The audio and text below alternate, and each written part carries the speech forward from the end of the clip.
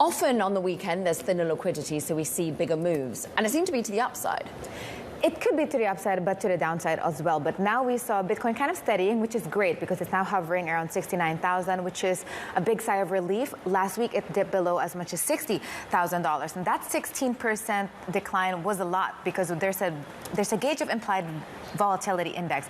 It jumped to 97%, which is the highest since the Sam Bankman-Fried FTX days in 2022. But beyond the price movement, I think it's really just about a reckoning.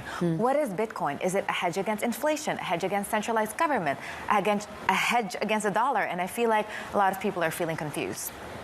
Isabelle, what's the flows data, the most recent flows data telling us?